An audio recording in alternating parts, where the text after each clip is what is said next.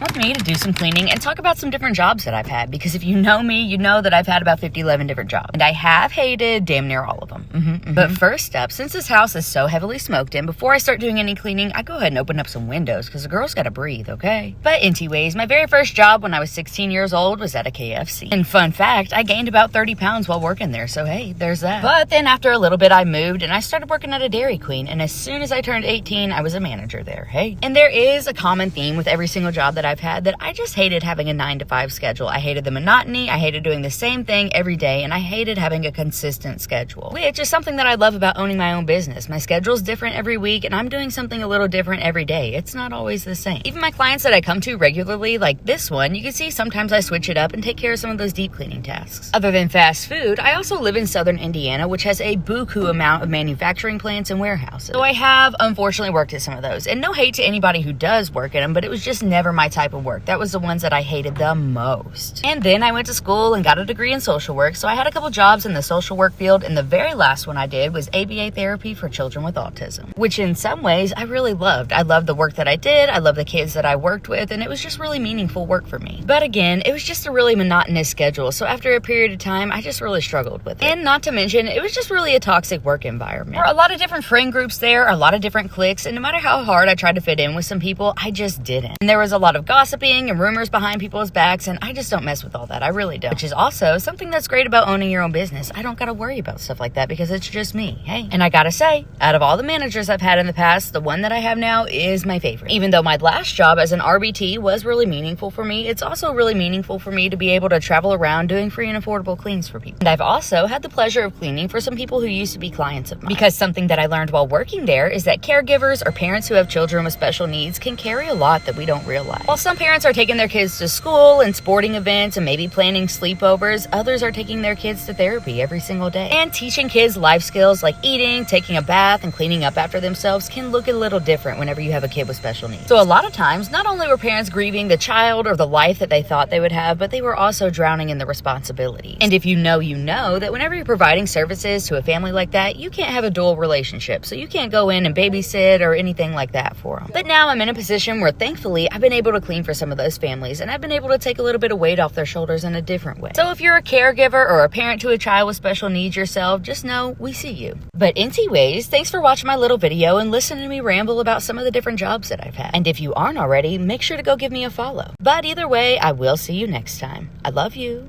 Bye.